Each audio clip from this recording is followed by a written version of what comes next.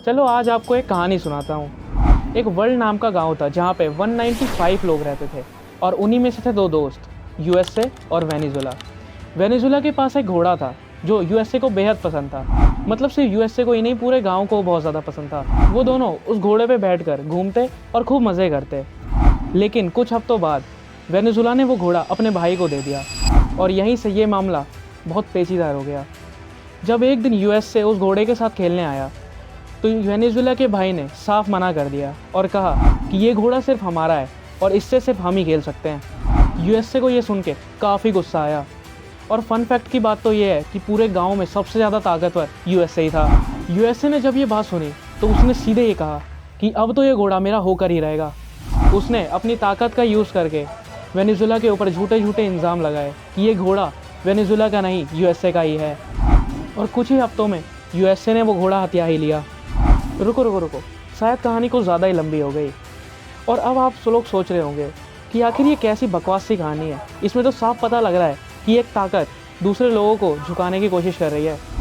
लेकिन क्या हो कि अगर मैं आपको बोलूं कि मैंने यूएसए और वेनेजुला का नाम क्यों लिया, क्योंकि ये दोनों देश कुछ ऐसी ही कहानी को सच बनाने में लगे हुए हैं।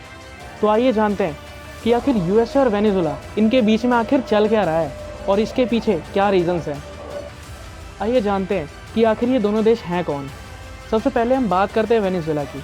वेनेजुला नॉर्थ अमेरिका में स्थित एक 9.16 लाख स्क्वायर किलोमीटर में फैला हुआ एक देश है जो कैरेबियन सी के काफ़ी नज़दीक है। लोग इनको इसके सबसे बड़े ऑयल रिजर्व्स की वजह से जानते हैं। लेकिन हाल ही में इनकी स्थिति कुछ ठीक नहीं लगती। आइए अब बात करते हैं यूएसए की। यूएसए की full form United States of America है। ये नॉर्थ अमेरिका में स्थित world's third largest country by area है। दुनिया इन्हें कई तरीके से जानती है क्योंकि ये world's most powerful country by GDP, army, medicine, market, हर तरीके से है। अब हमने ये तो जान लिया कि आखिर ये दोनों देश हैं कौन। अब जानते हैं कि आखिर इनके बीच में चल क्या रहा है। 4 जनवरी 2026 में एक न्यूज़ बाहर आती है जिसमें ये बताया जाता है कि वेनेजुला के प्रेसिडेंट निकोलस मादुरो और उनकी वाइफ को उनके घर से कैप्चर करके न्यूयॉर्क लाया जा रहा है। और जब बाकी कंट्रीज़ को इस चीज़ के बारे में पता लगा तो उनके तो होश ही उड़ गए। It's a long walk to face the wrath of American justice for Nicolas Maduro and his wife Celia. Dressed in matching tan prison uniforms, they're... एक बार सोच के देखिए कि एक रात को आप सो रहे हैं और एकदम से कई सारे एयरक्राफ्ट्स आपके घर के बाहर उड़ रहे हैं।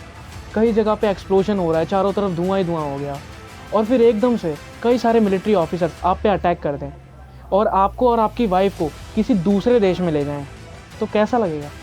अमेरिका ने ये कहा कि इस ऑपरेशन का सिर्फ एक ही टारगेट था जो था निकोलस मादुरो। यूएसए के प्रेसिडेंट डोनाल्ड ट्रंप ने पब्लिकली ये मेंशन किया है कि ये एक प्लान्ड मिलिट्री ऑपरेशन था जिसको उन्होंने सक्सीड किया है। ट्रंप ने मादुरो पर ड्रग ट्रैफिकिंग और नार्को टेररिज्म के एलिगेशंस लगाए और कहा कि मादुरो को जस्टिस यूएसए के अंदर ही फेस करनी होगी। सिंपल वर्ड्स में नार्को टेररिज्म का मतलब होता है कि किसी एक देश ने जब दूसरे देश को इलीगली ड्रग ट्रेड किया हो तो वही नार्को टेररिज्म होता है। लेकिन दोस्तों, ये मामला सिर्फ 2 देशों के बीच तक स्थित नहीं रहा। कई देशों के लीगल एक्सपर्ट्स ने ये कहा कि एक सोवेरेन देश के हेड ऑफ स्टेट्स को मिलिट्री द्वारा कैप्चर कर लिया जाना एक बहुत बड़ा सवाल है और ये इंटरनेशनल लॉ का वायलेशंस भी है। ये इंटरनेशनल कोर्ट और यूएन चार्टर के हिसाब से एक बहुत बड़ा सवाल है। कुछ लीगल स्कॉलर्स ने तो ये तक कह दिया है कि ये ऑपरेशन क्राइम ऑफ एग्रेशन भी हो सकता है अगर ये इंटरनेशनल अथॉरिटी के बिना हुआ हो तो। और वेनेजुला के अंदर भी इस ऑपरेशन को क्राइम ऑफ मिलिट्री एग्रेशन बता दिया गया है। कई जगह पे इसको फोर्स अबडक्शन या किडनैपिंग का भी नाम दिया जा रहा था। और वेनेजुला के अंदर तो प्रोटेस्ट भी चालू हो गए हैं और ये प्रोटेस्ट इतने ज़्यादा एग्रेसिव है कि यूएसए के लोगों को ढूंढ ढूंढ कर मारा जा रहा है। इस प्रोटेस्ट से बचने के लिए यूएसए ने वेनेजुला में रहने वाली यूएस सिटीजन्स को ये कह दिया कि वहाँ से भाग जाएं या फिर किसी और देश में आ जाएं। अब आप लोग सोच रहे होंगे कि आखिर यूएसए ने सही किया कि गलत।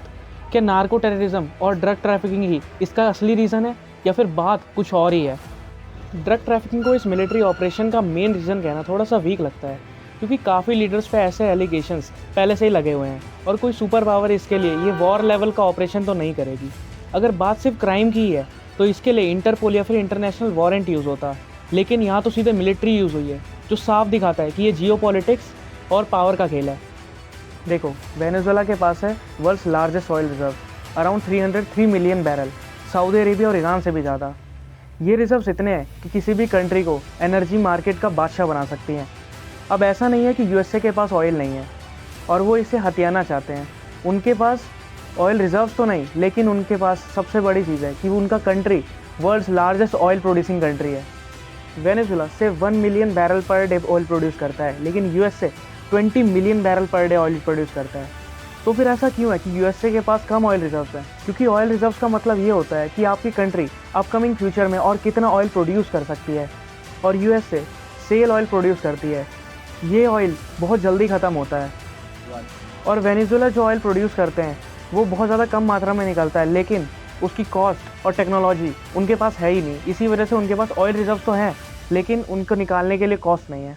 और यहाँ पे क्वालिटी का भी डिफरेंस आ जाता है, क्योंकि यूएसए जो ऑयल प्रोड्यूस करता है वो लाइट और स्वीट होता है। इसे रिफ़ाइन करने में तो बहुत ज़्यादा आसानी होती है, लेकिन इसकी वर्क करने की क्षमता बहुत ज़्यादा कम है। और वेनेजुला जो ऑयल प्रोड्यूस करता है वो बहुत ज़्यादा थिक और हैवी होता है।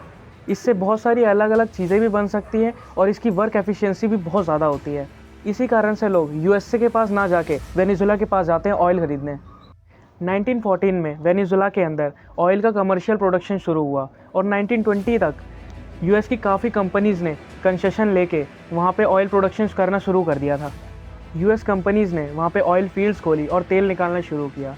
इससे वेनेजुला बहुत जल्द एक बड़ा क्रूड सप्लायर बन गया, खासकर यूएसए के लिए, क्योंकि वहाँ पे इनका ऑयल मेजरली एक्सपोर्ट होता था। लेकिन 1976 आते आते वेनेजुला ने अपनी सारी ऑयल इंडस्ट्री को नेशनलाइज कर दिया। इसका मतलब चाहे फॉरेन हो या प्राइवेट, अब सारी इंडस्ट्रीज गवर्नमेंट के अंदर आ जाएगी। उसके बाद वेनेजुला की स्टेट कंपनी पीडीवीएसए ने तेल निकालने और बेचने की रिस्पॉन्सिबिलिटी ले ली, जिससे गवर्नमेंट के पास अपनी ऑयल का पूरा कंट्रोल आ गया। इसकी वजह से यूएसए और लोकल ऑयल कंपनीज़ के बीच का रिलेशन थोड़ा सा ख़राब हुआ, लेकिन ऑयल का बिजनेस रेगुलरली चलता रहा। और फिर 1999 में ह्यूगो चावेज प्रेसिडेंट बने, जिन्होंने वेनेजुला का ऑयल को लोगों की भलाई और देश की आज़ादी के लिए यूज़ करना शुरू किया। ऑयल से आने वाले सभी पैसों में उन्होंने स्कूल्स, हॉस्पिटल्स, कॉलेजेस और सोशल वेलफेयर्स में लगाए। लेकिन इसकी वजह से यूएसए और वेनेजुला के बीच के रिलेशन बिगड़ने लग गए, क्योंकि चावेज ने डायरेक्टली यूएस को चैलेंज दे दिया और ऑयल को अपनी पॉलिटिकल स्ट्रेटजी बना ली। और इसी की वजह से यूएसए और वेनेजुला के बीच में खींचातानी बढ़ने लग गई, और ऑयल इन सब कॉन्फ्लिक्ट्स का मेन कारण बन गया।